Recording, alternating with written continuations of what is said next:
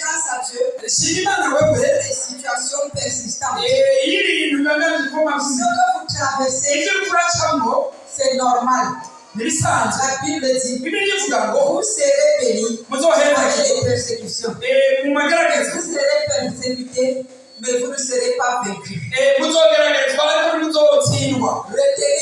Retenez la réalité que vous vivez aujourd'hui. Ce n'est pas la fin de l'histoire. Ce n'est pas ça la vérité. La vérité se trouve dans la parole de Dieu. À la fin de l'histoire, vous avez la victoire. La victoire est déjà acquise. Voyez-le. Il n'y a jamais eu de nuit sans matin. Chaque tunnel a ses issues de sortie. Il y a l'entrée du tunnel. Il y a une sortie. Vous êtes à l'intérieur. Le petit matin arrive. La lumière du tunnel. Je suis venu vous dire. Vous êtes au bout du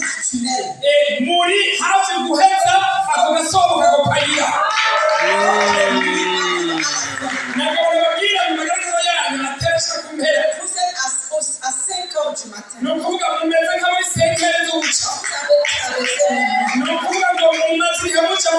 Vous avez traversé 3 heures du matin. Vous êtes déjà à 5 heures du matin. Bientôt 6 heures. Alléluia. Quand la nuit est en train de partir, c'est déjà le petit matin. La nuit devient plus sombre. Vous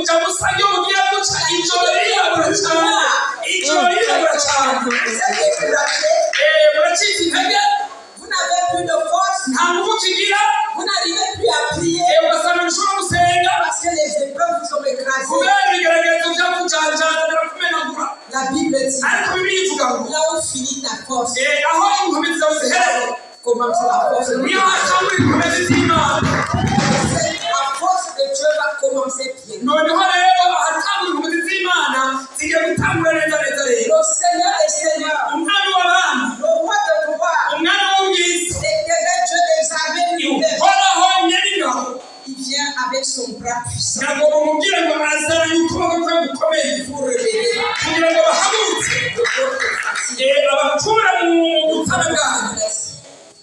Alléluia. Amen. Il tend la main.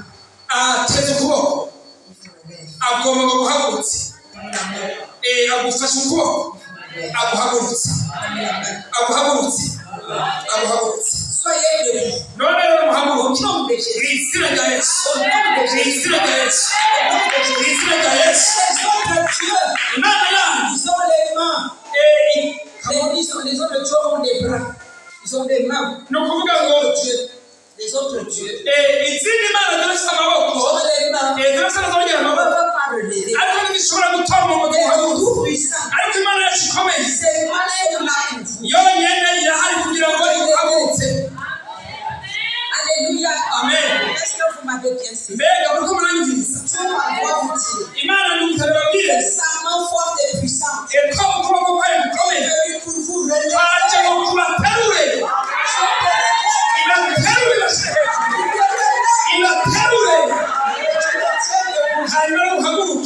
Les gens viendront se prosterner devant vous. Cette femme est venue. Trois fois dans ma maison. 2 fois, elle n'arrivait pas à ouvrir sa bouche. Vous dites sa raison. La 3e fois, elle a accouché. Elle a dit, les gens viendront dire sur vos pieds. Pardonne. Est-ce que tu peux prier pour moi? J'ai vu la gloire de Dieu. Et la gloire de Dieu se lève dans chacune de nous. Au nom de Jésus. Je déclare au nom puissant de Jésus. Je me tiens sur ton autel. Sois ici établi. Tu m'as mandaté, tu m'as envoyé. Tu as dit dans ta parole, Père, je déclare ton nom, tu l'accomplis. Et je me tiens sur ton autel. Je déclare au nom de Jésus. Dans ce ministère, suis tes enfants, suis ta servante. Que la fin de leur souffrance, de leur humiliation est arrivée. Au nom de Jésus, je mets fin pas à mon nom, au nom de Jésus qui m'a envoyé. Je déclare l'extermination de toute humiliation dans ce ministère. Et les brebis du Seigneur dans ce ministère.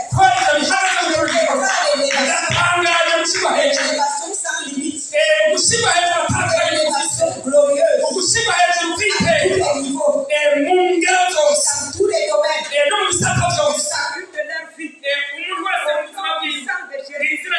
Je le déclare au nom du Père, au nom du Fils, au nom du Saint-Esprit, au nom de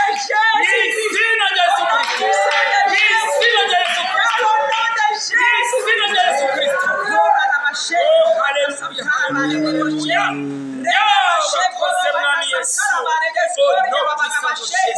je me tiens sur ton autel au Père. Je me tiens sur ton autel au Père. Selon ta parole au Père. Dans Jérémie, chapitre 1, le verset 10. Je déclare que tout ce qui a été planté en mal dans ce ministère, dans la vie de tes enfants, dans la vie de ta servante, j'arrache toute mauvaise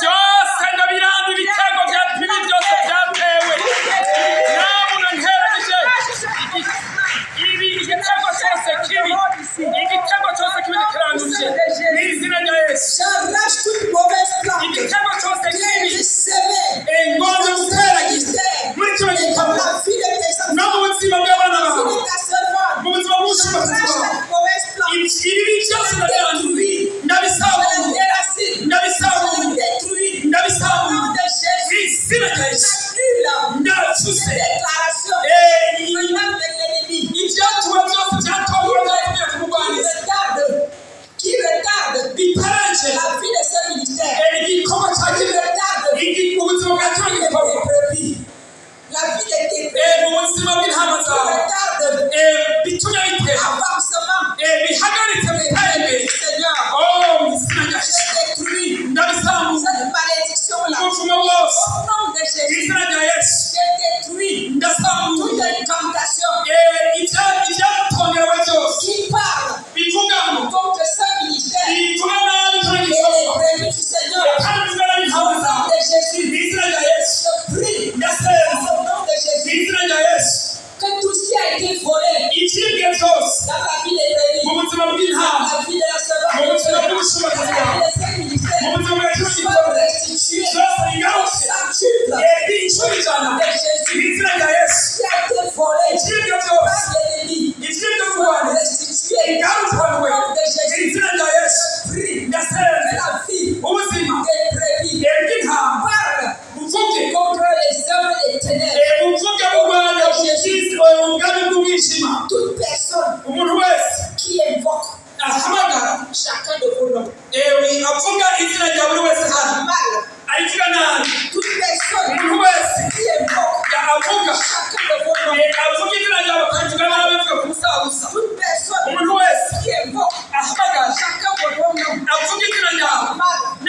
Dans le nom puissant de Jésus, non pas à mon nom, l'épée de la parole, que l'épée de la parole nous rencontre au nom de Jésus, que l'épée de Dieu parle contre, que l'épée de Dieu parle contre toute personne qui fait des incantations